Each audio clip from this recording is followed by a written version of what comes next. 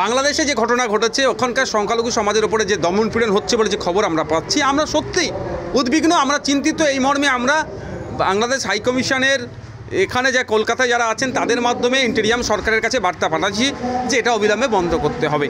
কিন্তু দুর্ভাগ্যের বিষয়, শুভেন্দু অধিকারী বাবুদের কাজ কি ছিল?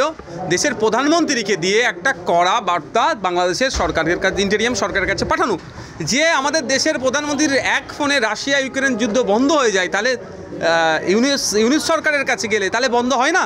সেটা না করে এটা ঘোলা জলে মাছ ধরতে নামছে, ভোট ব্যাংককে সুরক্ষিত করতে নামছে। আমি একটা কথা বলবো, শুধু বাংলাদেশ 65% পর্যন্ত বিদ্যুৎ বিল সাশ্রয় করে আপনাকে রাখে প্রশান্তিতে। ওয়ালটন ফ্যান হাওয়া বদলে দেয়। নয়, কদিন আগে দেখুন না, উত্তরপ্রদেশে একটা মসজিদের সার্ভের নামে কিভাবে ওখানে গুলি করে মারা হলো, সেখানেও তো সংখ্যালঘু আক্রান্ত হয়েছিল। উত্তরাখণ্ডের সংখ্যালঘুদের ধর্মীয় প্রতিষ্ঠানের কল ফর প্রেয়ারের জন্য ওখানে নাকি প্রশাসনের অনুমতি লাগবে। এটা ভাবতে পেরেছেন? কোন জায়গায় আজান দিতে গেলে প্রশাসনের অনুমতি লাগবে। আজকে শুধু উত্তরপ্রদেশ, বাংলাদেশ, মণিপুর দেখুন, সেটা নয়, সারা পৃথিবীতে দেখবেন কীভাবে সংখ্যালঘুরা অত্যাচারিত হচ্ছে সংখ্যাগুরুদের দ্বারা। যেখানে কালো চামড়ার মানুষ কম, আমেরিকায় সাদা চামড়া তাদের উপরে আক্রমণ করছে। যেখানে ধর্মগত, জাতিগত, বর্ণগত, সাংস্কৃতিগত, ভাষাগত যারাই সংখ্যালঘু তাদের উপরে এই দমনপীড়ন চলছে, এটাকে বন্ধ হওয়া দরকার।